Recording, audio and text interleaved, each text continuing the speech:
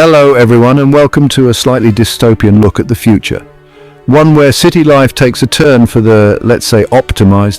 We're talking about 40 major cities across the globe that are rapidly urbanizing, cramming more people into already crowded spaces, all in the name of sustainability and, wait for it, saving the planet. Now, I'm all for a bit of environmental TLC, but when did we decide that sacrificing personal freedom was the only way to save the planet? Think about it. The way you get your groceries, the ability to hop in your car and go wherever, whenever you want. Those little freedoms might become relics of the past. It's enough to make you wonder if we're headed towards a future where our lives are micromanaged under the guise of environmental responsibility.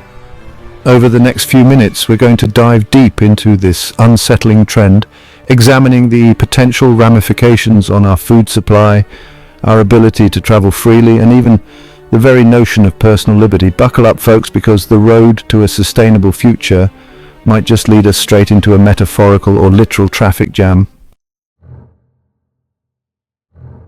Let's talk urban sprawl, or rather urban squash. We've got these 40 cities, pulsating hubs of activity, now being asked to accommodate even more people.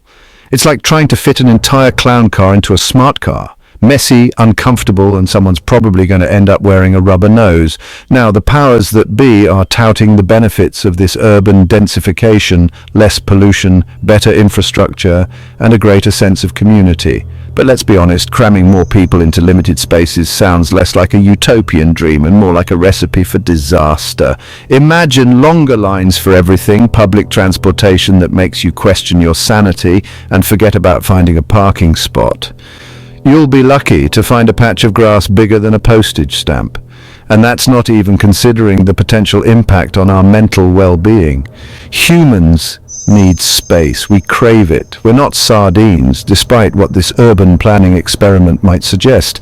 This relentless push for urbanization could leave us feeling like rats in an overcrowded cage, except instead of a wheel to run on, we have a soul-crushing commute and the faint scent of despair. So while the idea of eco-friendly cities might sound appealing on paper, the reality is far more complicated. We need to ask ourselves, at what cost? Are we willing to sacrifice our personal space and freedom of movement for the sake of a greener future?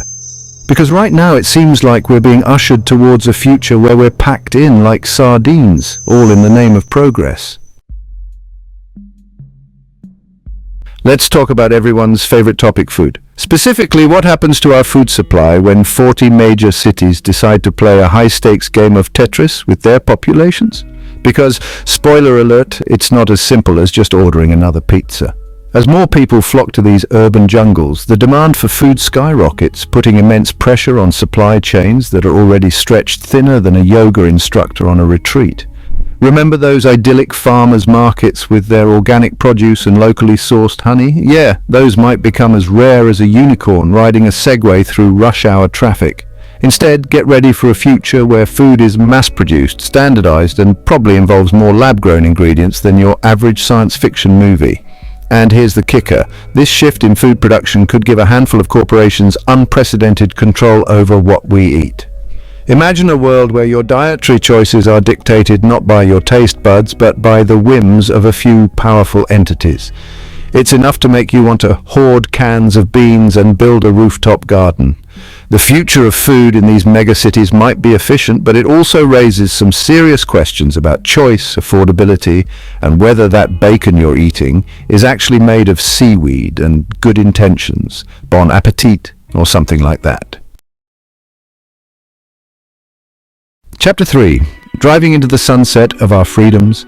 Remember the open road, the wind in your hair, the freedom of jumping into your car and just driving? Yeah, about that. As cities become increasingly crowded, personal vehicles might go the way of the dodo bird extinct, but fondly remembered by those who enjoy a bit of personal space. The logic is simple. More people equal more cars, which equals more traffic jams than a clown car convention in rush hour. The proposed solution: public transportation, cycling, and good old-fashioned walking.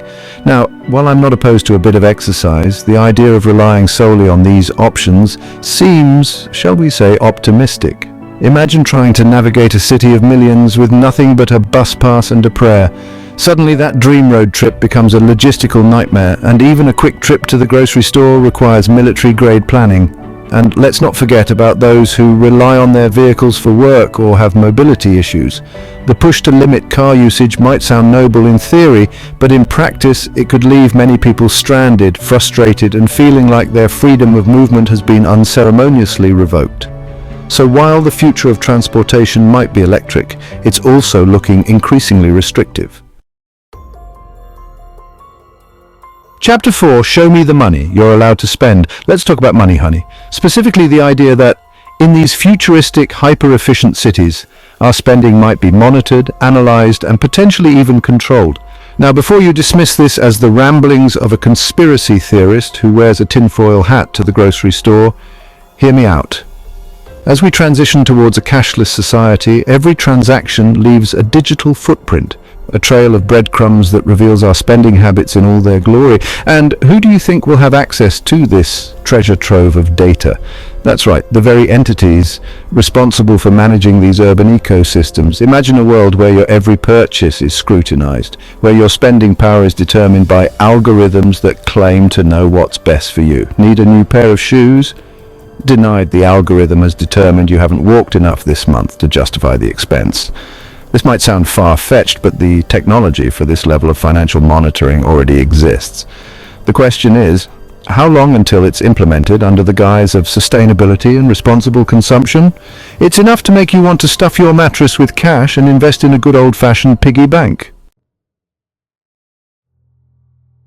Chapter 5, One City, One World, One Leader. Okay, folks, buckle up because we're about to venture into some seriously thought-provoking territory. We're talking about the concept of a one-world government, a topic that's been whispered in hushed tones in conspiracy theory circles for decades. Now, I'm not saying it's definitely going to happen, but as more cities adopt strikingly similar policies in the name of sustainability and control, it's a question worth pondering.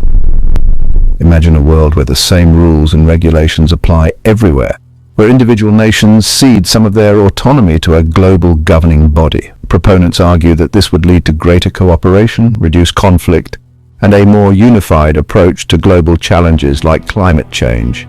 But here's the rub. Who gets to call the shots in this brave new world? Who decides what's best for the collective, and what freedoms we have to sacrifice for the greater good? It's a question that raises concerns about accountability, representation, and the potential for tyranny on a global scale.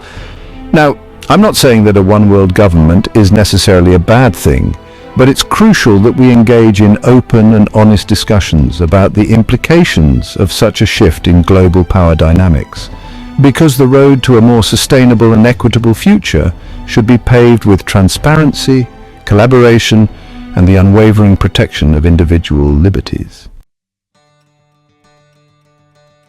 Outro, the future of freedom. It's up to us. So there you have it, a glimpse into a future where our cities are shining beacons of sustainability, but at what cost to our personal freedoms? From our plates to our wallets, the potential for increased control is undeniable. Now, I'm not saying we should all run for the hills and start living off the grid, although let's be honest, that sometimes sounds appealing. But what I am saying is this: we need to be aware of the trade-offs, ask tough questions, and make sure our voices are heard. The future is not set in stone, it's a work in progress, and we, the citizens of these evolving urban landscapes, have the power to shape it. Let's make sure we're building a future where we can thrive, not just survive, where freedom and sustainability go hand in hand like a perfectly ripe avocado and, well, you get the picture.